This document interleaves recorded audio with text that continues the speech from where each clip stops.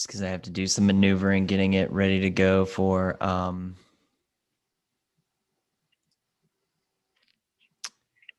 the streams and everything.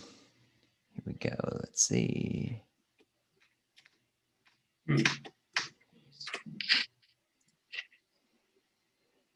Ooh, we've got us a Strandly. Okay.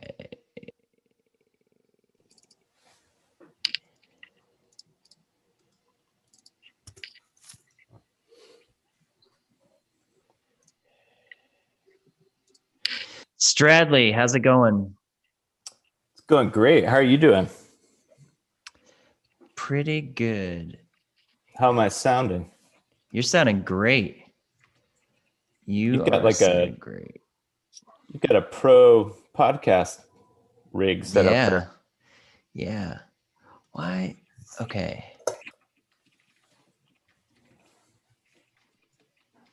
Wait. Let me see here. All right. We're going to get started in a second. I'm waiting for the YouTube live to start. We started one, but I'm trying to figure out how this works.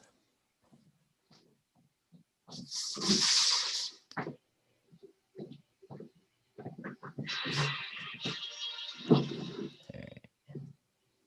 Waiting for the countdown to go. There's like a YouTube countdown. It's got 40 seconds. Sounds alarming. Ooh, there's Q&A. Yeah, wait. Okay. Let me try this.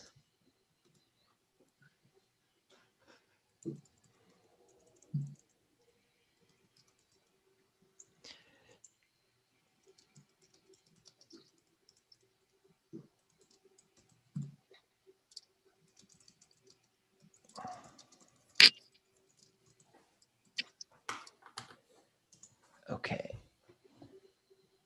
Let's see.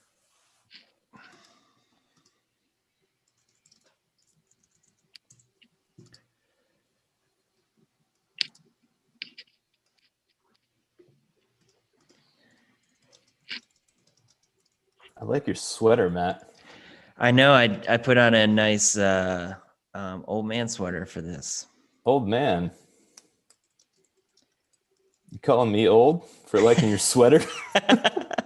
Calling me old for wearing it. It looks very academic. Well, professorial. Very smart. Okay. I'm just going to share this on the YouTube pages and everything.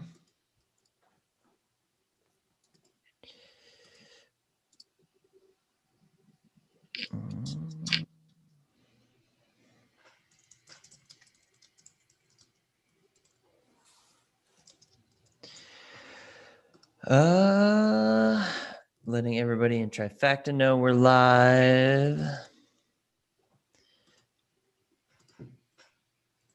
Can you see how many people are watching? Yeah, actually. Just tell me how many millions there are. 45 million. Okay, just round it to the millions. We have 4 people, 4 million. The number I say, just put million behind it. All right. Okay, one last thing. I'll get started. I'm going to share this on LinkedIn. But let's get everything going. Today, welcome to Trifacta Live. We've got Mr. Doug Stradley joining me, and we're going to walk through. I'm Matt Durda, by the way. I know it says Trifacta Webinars, but I might be able to change that. I am not Trifacta Webinars. I am Matt Durda. And today we have with us Amit Miller. Who's going to be walking us through the best practices of working with clinical trial data. Doug, do you have any experience with clinical trial data? Well, I've been at Trifacta for almost 6 years now. So I've done a few use cases in my day. I've also done a few use cases with Amit, so I'm pretty psyched to see him spin some Wrangling today. Yeah. He's as good as they get. He is as good as they get. This is like we should be charging tickets for this. To see Wait a this second. in action. I paid $50 to get on this thing. It was 100. I am getting I gotta tell you, everybody, I'm getting a lot of comments about this sweater. So sorry, I'm stealing the show from you, Amit. That's totally fine. Well, let's start off now that we've got 7 million people watching. Just going over a little bit about Amit, what you're going to talk to today, and kind of how it came about. One of the things you've noticed of working in the field and solving problems with Trifacta in clinical trial data. Yeah, thanks, Matt. So in general, right, I've been a customer of Trifacta for almost 3 years before joining the company. So my thinking has always been through the user's eyes. So it's interesting to see that while working with healthcare or pharmaceuticals, specifically companies that concern themselves with clinical trials, such as IDDO or Roche or IQVIA and genomics. So it's interesting to see that the problems are divided into two. Some seem generic, as though any other customer would have used, right? But it is being used to their specific ends. And the other half seem quite specific for them, like something that I never saw anywhere else, right? So it's interesting to see these two things. And I kind of look at Trifacta as if it were a toolbox that I can construct and structure solutions for them, even sometimes that didn't think were possible, but because this is such an expressive language and UI, I can sometimes construct things and have the sum of its parts bigger. So super interesting to see that. Yeah, super intense. Great. Couple quick housekeeping things for everybody who's watching. If you're watching on LinkedIn or YouTube, and you have questions for Amit, we'll try to answer them live as they come in. There is a little bit of a delay in the streaming, just FYI, for everybody watching. That's in case, like, we do anything it's not appropriate for school. But if you do have questions, just put them in the comments or the chat of either platform. We'll be monitoring it. So if there's anything you want to ask or give us words of encouragement or tell us how much you like our sweaters or Amit's shirt or Doug Stradley's beard, that is all okay.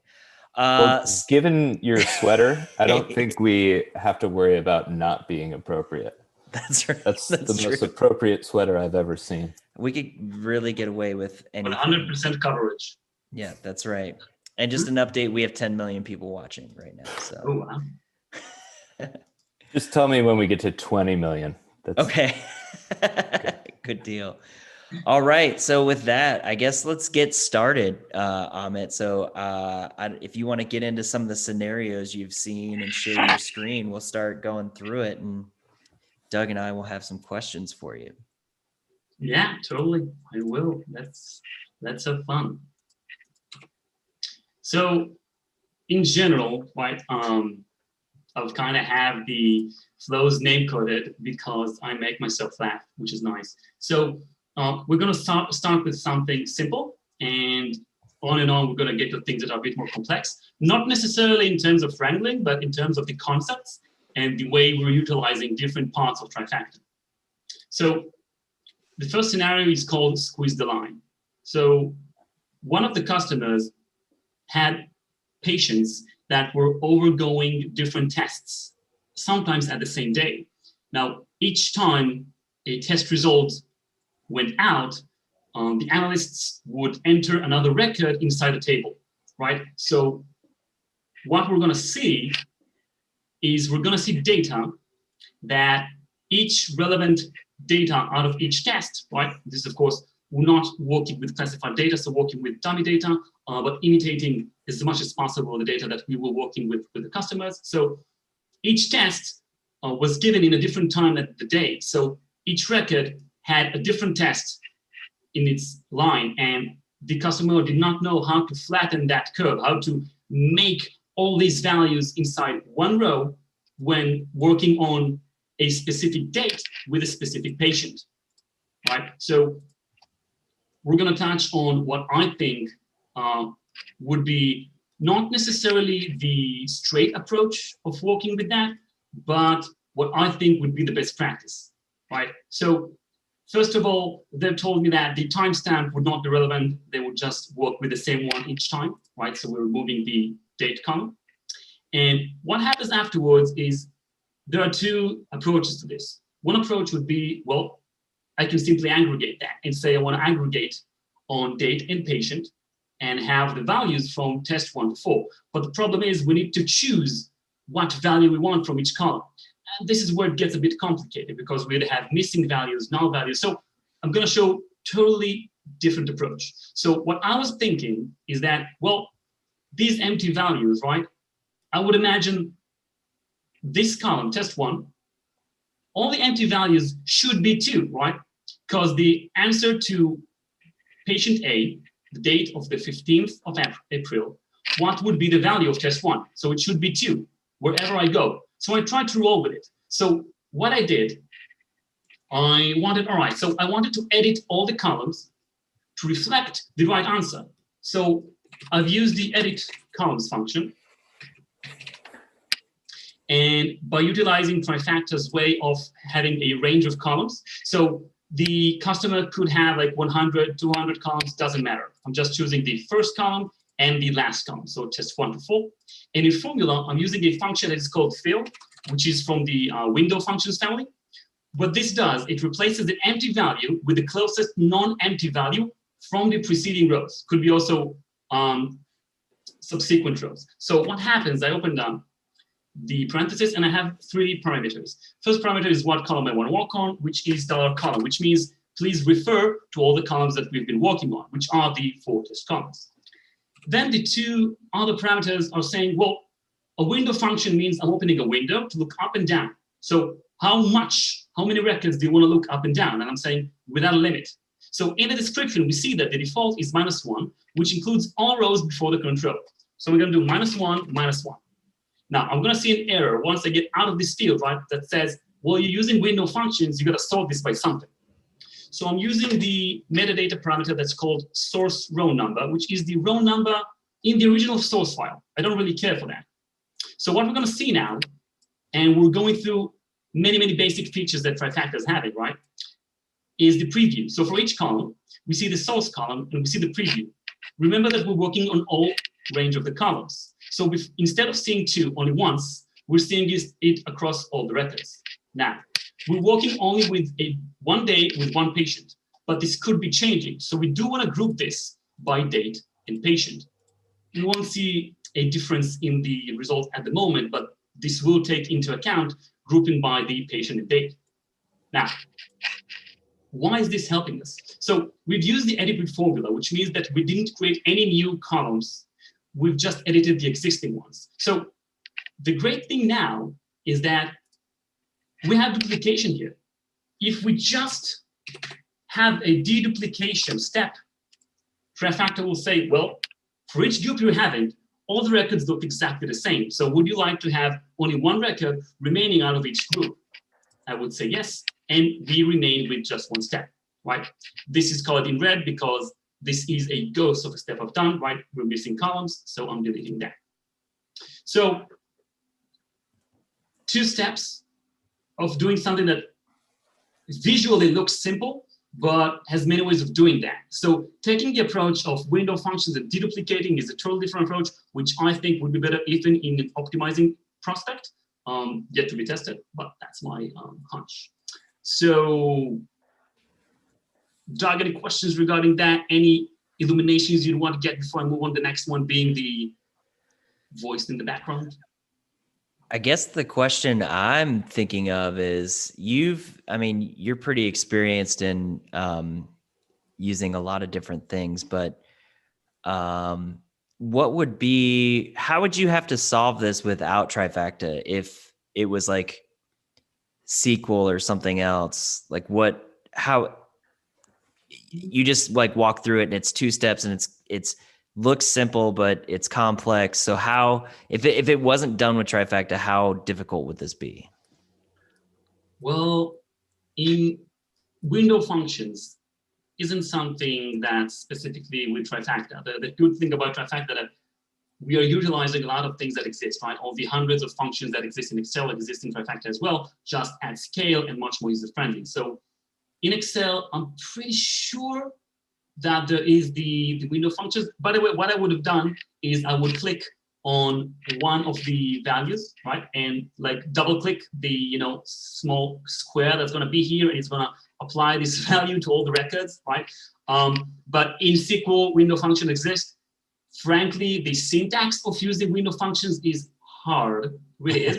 While working with PySpark, so Python over Spark, I could also, by using some Panda libraries, also initiate window function, but it's so much seemingly easier with having the UI. Even, I guess another question would be, if I don't know window functions, what would I do? How would a less experienced user work with that? And my answer would always be, well, try to talk with Trifacta. What are you trying to do, right? So this is could be a coincidence, but a lot of times this works. Like I really thought I want to fill these values, right? I'd write fill, and I'd start reading on descriptions of every function in transformation. And this is one of them, right? So I could do that, right? So I'm really trying to investigate through Trifacta. So yeah, full answer. I used Phil just last night. I was working with a customer, completely different industry, completely different use case. But in my particular case, I had, it wasn't necessarily flattening, but I had, single column with a bunch of different values that I had to basically fill cascading down. To do it much like this use case, if you were to do it any other way, there's probably a whole load of case statements that you'd have to write in there to identify this stuff. Whereas, Trifacta's fill is using fill in our Trifacta transform builder just kind of guides you through the process.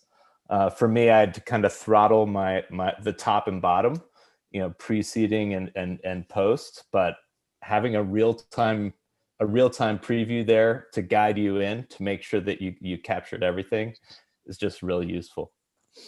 Yeah, I agree. There are at least 6 different approaches to that. I'm showing this use case, right? When doing training sessions, and people come up with more and more answers. But this to me seems like the most non-abusive way. So I could say for each value in these columns, take the max value. But what happens if it's a string and not a max? Take any value that's not missing. But what if it's a null? So everything gets more complicated. And when you use the fill, there are much less questions and oversights that you can do. So yeah. Cool. Yeah, that's a good point too with Trifacta. It's like, there's not one way to solve a problem. We give you many avenues to get there. So with 15 million people watching this, Amit, are you comfortable with the solution you came up with to this problem? Yes, I am. Good answer. All right, should we move on to the next example? Yeah, totally. Let's do that. All right. So onward to the flow that is called Sugar, Spice, and Everything Nice, a reference to Powerpuff Girls Forever who have missed that. So in general, what we're going to have here, so we're having data of another clinical trial customer that said, well, I'm having a specific structure. I'm having a user ID, a date, which sometimes is missing. I wish I could fill that somehow.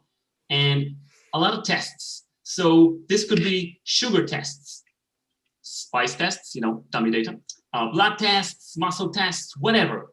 And the customer, and I kid you not, had 720 columns. Now this makes sense because there were like almost 200 tests, and each test had different questions. Now, what does this mean? So in general, this could mean that sugar, did this take place, or is it above the threshold? What was the result of that? How many times did the user undergo this test? And many, many other questions.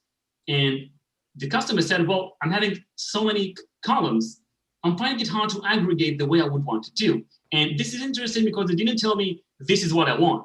He did not know what he wants. He just told me, I wish there was another way, and as data engineers, right, before even knowing Trifacta, right, because Trifacta is a tool for the SME, for the subject matter expert, for the one who knows the data best. Now, us as data engineers, we know how to ask the right questions. We know what we're looking for, but at the end, the customer will be the one solving the case. So in here, I told him, and this really was like that. So Q1 was a blood count, or was it contagious, or whatever questions were, but I saw there were limited amount of questions. So I asked him, is there a limitation on the amount of tests there are gonna be? No. Do the questions look the same? He's like, yeah, there's a bank of questions, like there would be 5, 6, 7 questions top. I'm like, for everything? Yes. But he's like, but not every test would have the same amount, so the same subset of questions. And that's when he said, that's when I'm stuck. Because he told me I tried to unpivot the table, but I had to take each time different subset of amount of questions to do that. Now I'm going to show exactly how this is supposed to be done. But the moment he said, as a data engineer, you're looking for what is scalable, what is finite, and what has no limitation. And when you have something that is finite, right? When you have something that has a hard limitation, or at least could scale, you try to work with that. So what we try to do, and I'm going to try to fast reverse backwards. Let's see if I can do that. Like close your eyes, right? No, not the right button. Let's say you close your eyes. So, right. First of all, what he said, right, and we did training for that. He said there are sometimes dates that are empty for some user IDs, and I want this to be filled with a preceding date that's not missing. And I asked him, are you sure this is going to be the same date? He's like, no, but I have no choice. So after a bit of arguing, we've done what he asked. So just using fill, right? Looking upwards. Pay attention that we have -1, then 0, which means we're looking only upwards, not downwards. So the main issue here, so what I wanted to do is I just wanted to have questions as columns and tests as records. I knew this would be scalable. I've asked the customer, how many questions do you think there will be in a decade from now? He looked at me as if I was an idiot. Like, what do you mean? 10? It's not going to grow. I was, all right. So what I was doing, first of all, I created a row number. And this is important because we're going to do some unpivoting. You're going to see what this does if you're not familiar with this. But I needed to make sure that when I pack back the tabular way of seeing this table, I need to know for each user, right? Each user ID could have different tests, even at the same date. So I needed to make sure that for a user, I could have different test IDs for when I wrap this backwards, we're going to know what value accommodates each record. We're going to see that in a minute. So what I've done here, right, and I'm going to do the steps again. So first of all, talking about Trifacta's interactiveness, right? So I'm going to the columns view, and I'm clicking sugar Q1 up until shift-clicking muscle Q2. And Trifacta is trying to think of suggestions of what I could want to do with this. And one of these suggestions would be unpivot columns into rows. Now, I'm always telling customers, it's not that Trifacta, like AI at its best. We do have that, but what could you possibly want when you're choosing so many columns, right? I'm guessing sometimes you just want to do some restructuring of the table, which makes sense. So we see the preview, right? We see below that this is going to generate a whole new structure of the table, having key and value columns. So I've added that step. So what we have now, I'm just advancing one step forward. So we're having this key value structure. So the interesting thing is when I'm looking at this column, this begs to be split. And this is exactly how the customer had shown the data. So I'm just brushing over this underscore, and Trifacta is like, well, you know, the only thing I want to do with that is split it to columns. And I'm like, of course, that's what I want. So after I'm doing that, right, I can see that I'm left with a column of test names and questions. I still have the value here. So I'm just renaming these two columns. Of course, shift clicking them, right click, rename, and then in one step, I can just decide to rename these columns. So after doing that, I'm left with these new columns that are the test name and question. Now there's one thing left to do. I'm going to pivot that back. So by clicking on the pivot here in the toolbar, right, this can be achieved by multiple ways. So you click on use stat, have pivot, and that's it. I lied, only two ways. So when I click on the pivot button, it starts asking, these were one of the most complex concepts for me to understand, but I just needed to read. Pivot is, I think, something that's complex. It exists in Excel. I never understood it. So column labels, right? The column containing the values who you want to create new columns from. Well, I want columns to be questions, to be the question names. They are in the column that is question. So I'm clicking on that, and I already see that I have columns that represent each question. I'm already smiling, and I'm like, all right, row labels. The columns you want to group the aggregation by. Now, this is interesting because I know that what's common for each record I want, right, is going to be the user ID, the row num, because I know that a user ID in a specific date could have two tests, right? So user ID, row num, and date. And it's going to have one specific test name. Now, the only thing that's missing is value. Now, I got to give it an aggregation. The funny thing is, when you see through the preview, these are the row labels. I have only one column that I did nothing with. So I know that if I choose whatever value that is derived from that column, it's going to have only one option. So we're going to do any value. So what we're having now is aggregated by user ID, row num, date, test name, the answers to the questions relevant to all these columns, including the test name. Now, once I do that, right, Trifacta. And for people who don't know, can you just go over the any function, like kind of like selecting that and how that? Yeah, totally. Thanks for that. So what any does, right, it returns an example value, non-null or empty, for each group. So by group, right, we mean that we've chosen, so just gonna, so we've chosen all these columns, right? So for each group represented by the values of, for example, 3, 1, date, test name, sugar, question key 1, right? So I have only one record representing all that. So it's asking me what is the aggregation you want. So if I would have put list means, well, return a list of all values for each group. So if a group would have more than one value, I would give an array of elements as these values. So if I take the list and do value, I'm going to see that I indeed am having a list, but of either no values, because remember, some tests had 4 questions, some had 2. I don't care. So either have 0 values, none, which is nothing, or 1 value. So I know that my hypothesis that having any would yield the correct result is fine. Does that make sense? Yes. Yeah. Thank you. Yeah, thanks. That's something that's like, you can't really do that in like an Excel. So if you're somebody who's like doing clinical trials in Excel, like, you're very limited to the value you can use.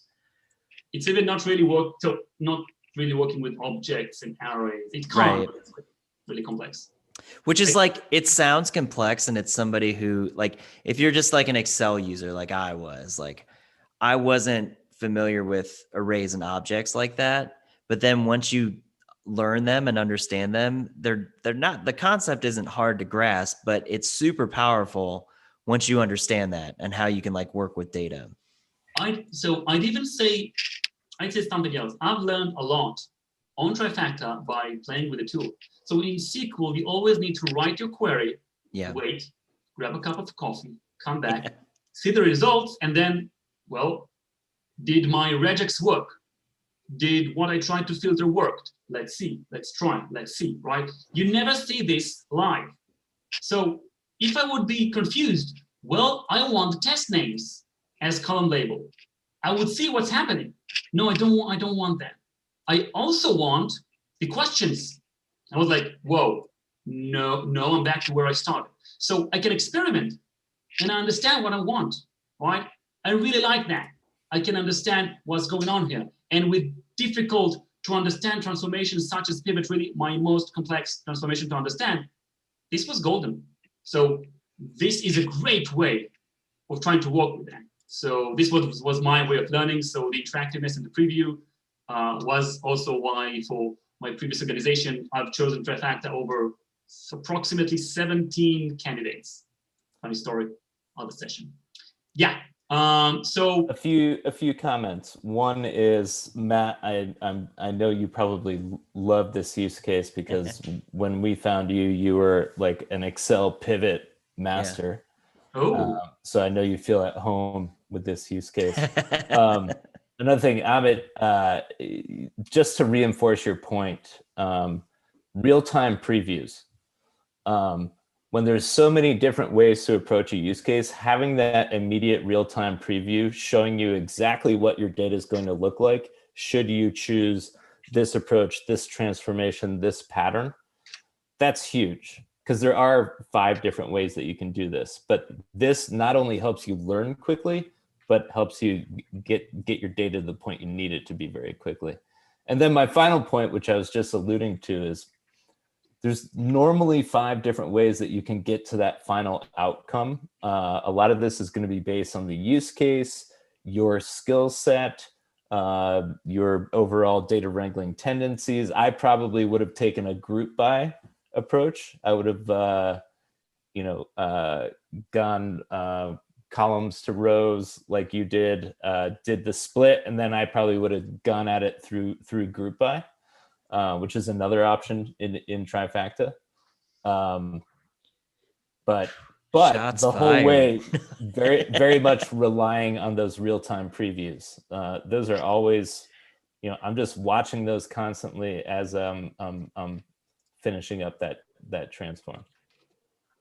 Yeah, I've worked a lot, by the way, with convert values to columns. Was my number one example of working with data from my previous organization. So the problem was, right, that the underlying problem is not solved. I'm still with the same structure, just splitting the values across different columns, right? What I wanted is to condense that into lesser records. And once you see all these nulls, you understand this is not the way to go. So I'm pretty sure I thought I tried that and saw in the preview, wait, I'm not changing things, right? And then I went, so how else can I restructure, right? So we have values to columns, nest to array, nest to object, and pivot. And then I saw pivot. Like seriously, I'm working with associations sometimes with Trifacta. Sometimes I don't know what I'm looking for. Like I'm having arrays and I'm like, what can I do with arrays, right? So I'm starting to read all the array functions, like one after the other, understanding what I need. So you're never completely lost. You can start writing your keywords and start working with that. That a lot of times live with customers, I have shown them the way I think, and it's really cool to see customers trying to do the same. That's a really key thing that you just showed too, is like how discoverable everything is. Because a lot of times, if you like, you don't have to have everything memorized. Like when you write code, any code, you kind of have to know how to write it for the most part. But if you don't know how to do something, you have to like Google it. Whereas in like Trifacta, like what can I do? Like you said, what can I do with arrays? And you just literally type in arrays, and then all those things come down. You can actually read what they are. That was super powerful to me too, because then it was like I was learning functions that I didn't know existed, or even like how to use them. And it's like, oh, what's this? Oh, I could use that to solve this problem. And then like it made me better with my data essentially. But I'll get off my soapbox now about that. No, that was super interesting. I had a question too from the beginning, and this goes back to the beginning of when you presented this, but you said the customer you were working with was trying to fill in that null with the date, where it was just like they left a blank date. is that just like error on the side of the clinical trial? And it's like having a date, even if it's not accurate, is better than no date. And if it's falling within the range of the other clinical trials that are coming in, it's like fairly accurate to the time of when it was done. So first of all, what I just did, right? By hovering over any location between two steps, I can go and the transformer grid would show me the reflection of the recipe at that specific point, right? So that's what I did. So I went over to the beginning, showing the data before we even did the fill of the dates. Quick note, when you run the job, right, we're here running with on sample, right, initial data, but when you run the job, it runs at scale. But more importantly, when I hide steps, it does not disable these steps from being run when running the jobs. Just a quick note. So to answer your question, so what the customer told me is, because it was interesting, I told her, do you know if this is the correct date?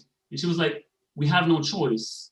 I asked, why would you not leave it blank? So she told me, because it wouldn't get into the statistics. Or she told me, we have a column in the database that doesn't like null values. It wouldn't be aggregated afterwards in Tableau. So she had a few reasons, some I'm coming up with because of other customers, but the main reason was the analyst had asked for no empty dates, and this was the closest things she thought would be relevant. She did want to group that by the user ID to have an approximation of what's the first value while sorting through dates that could be relevant.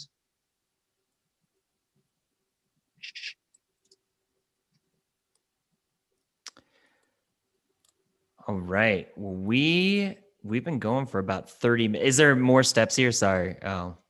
Yeah. So yeah, let's finish. Trifacta currently shows us the prefix of the function that we've created. So assuming we don't want that, what we can do is we can use the rename. So I've said before, we can shift click these and do rename, but I want something a bit more clever. So I want to rename these columns with find and replace. So having range, again, being as scalable as possible. So from any value Q1 to any value Q4, please find the pattern any value underscore, replace that with nothing. And then we have the column names that we want, and we are super happy and ready to go.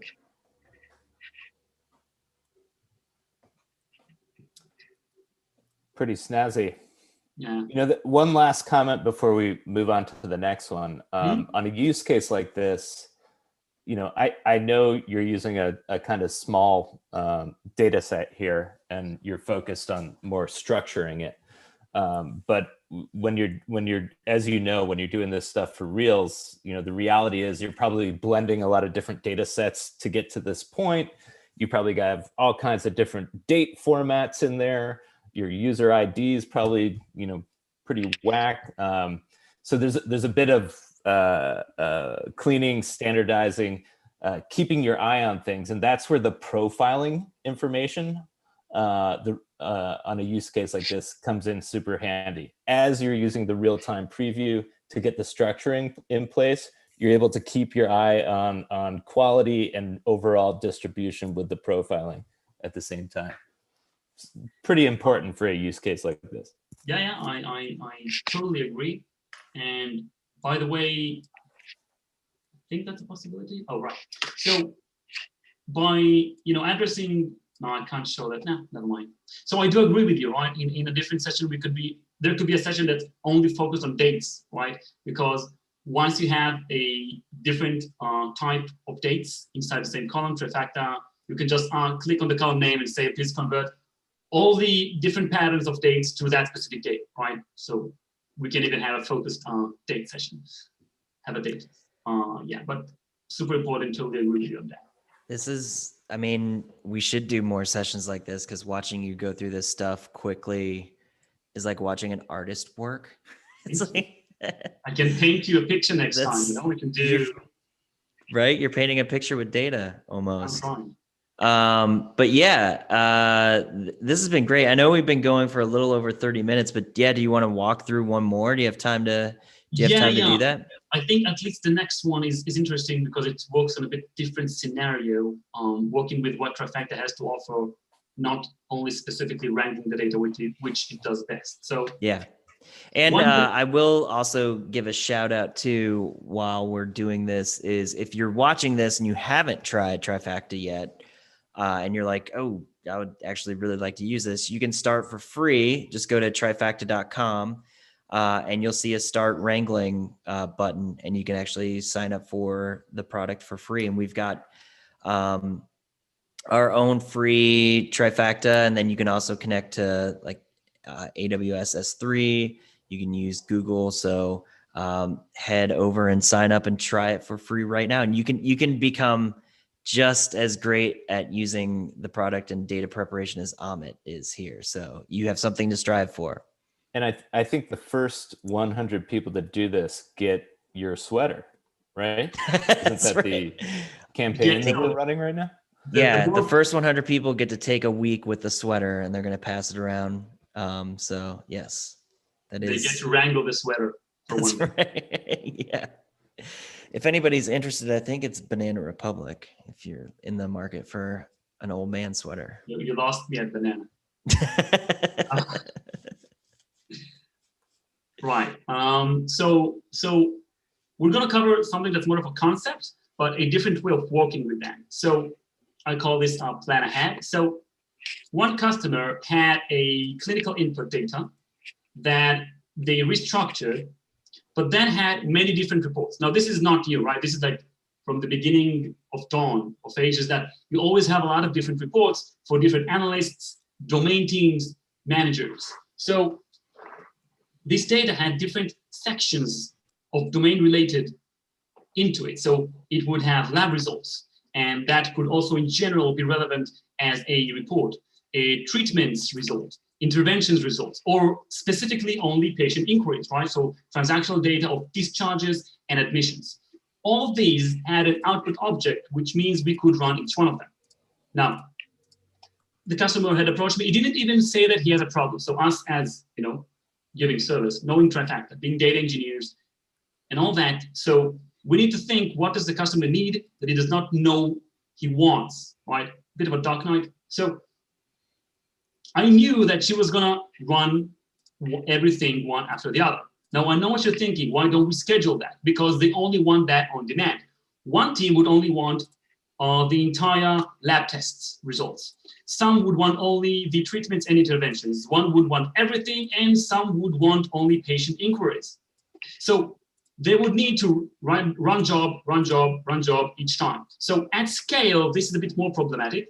I myself would have forgotten, what did I run? What did I not run yet? Did I run that? So I'm gonna go to the jobs pane, but I wanted an easier way for the customer to do that. So I told him, wait, how are you running these jobs? And he was like, what? So I told him, you're gonna run these manually every time. Is of course, what is gonna do? So I thought of using plans. Now, plans in general, right? So you can have a more orchestrated approach to the way you run flows. So let's say one flow would write data to Oracle, and the second one would read that data and do some wrangling. So up until now, we perhaps would have needed to guess when does the first flow finish when it writes to Oracle. So to give it a buffer of 2 hours, or have an external scheduler with APIs to understand when the data was written to Oracle. So now within the UI, what we can do is we can have these 2 flows to run subsequently one after the other. So once the first is finished, the second is being run. But that is not why we're here today. What I want to do is something super simple. I can say, plan. I have my plan ahead flow. What I want you to do is the moment I activate you, anytime on demand, I run you as a plan. I don't need subsequent flows. I don't need parallel. I don't need orchestration. I just wanted to run only the lab tests and the consequent recipes that I drive out of that, which is treatment results and interventions results. That's all I want. And then I save that as a plan. So what this looks like when I go to plans, right? I've made 3 plans. One would be to run all, which means that it's going to have 5 outputs, all are being chosen. And another plan would be lab tests only and patient inquiries only. And then I can share these plans with my teammates, and I can tell them, well, I'm the wrangler, right? I've created this flow for you to use. I know some of you teams need to run different sections of this flow. So please use that. And anytime you tell me when you need to create a new report, or if I've created a new one, I can just update these plans to include more or less recipes to be run simultaneously, right, in parallel, or create a new one. And I can even tell my user, well, you're not a wrangler, but let me just show you how to click boxes in this UI and have your own plan, right? So it's like we've created a UI for users to decide what outputs he'd like to run, what reports he'd like to be created. Of course, plans can also be scheduled, but that's a different scenario. So just wanted to showcase that, because this is not the scenario which is classic for plans, but totally something that the user wanted, because he told me, I'm going to have 30 reports. This is great. I've actually missed 2 reports last time, so this would have been great for him. So yeah. I would agree. Plans is, as everyone knows, it's pretty new feature for Trifacta, and the original intended use for it was sequencing flows. This flow runs, generates these outputs. When that's done, you kick off the next flow, and it's just this great orchestration tool. But what I've seen in the customer base is what you just showed, where people are getting very granular with their outputs. They use it with a single flow, but say, hey, these people, they need these 2 specific outputs at this specific time in this specific location, this many times a day. And so using it with that single flow really lets you get super granular with the who, what, when, and where of all of your outputs. And I'm seeing that a lot as well. Yeah. Especially like if you think about, you've got a report that you're going to send out to like C-level executives or something like that. Like they're not going to filter. Yeah. So, or like even like use slicers or options like that. So if you can just send pertinent information to the people who need it from one, without having to like do multiple like reports, it's so much easier and flexible to use. It's one of my favorite features we've introduced. There's probably 4 million C-level attendees on this who you just offended, Matt. That's right. There's 30 million. So it's 30 million in total. So you can assume 75% of those are C-level, right? Probably. Well, great. That was, I mean, we went much longer than anticipated, but rightfully so, because it's super interesting. And it's really fun to watch Amit do the work in action. It's cool to It's fun to wrangle. What can I say? Yeah. And we should start doing like wrangle battles. So see if anybody can beat Amit at this, because I don't know. I thought about a time attack. Yeah. How many issues can you solve within 5 minutes? Yeah, that's right. Well, if there's any volunteers out there who want to do this, we'll do a wrangle battle one day where we present a problem and then have somebody try to solve it and see who can do it the quickest or the most unique or something like that. We'll put that in the works. I think that'd be fun. Yeah. But Amit, thank you for putting this together and showcasing it. If anybody wants to pick Amit's brain, just reach out to us, or we also link to his LinkedIn profile. So feel free to reach out to him there, or any one of us. Mr. Doug Stradley, thank you for joining us today and providing. Thanks for having me. Yeah, thank you.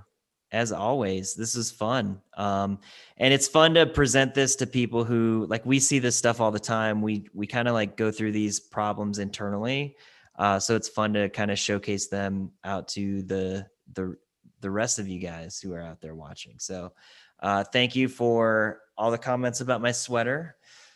And yeah, thanks everybody for tuning in. And thank you, Amit and Doug. Thank you, Matt. I'm going to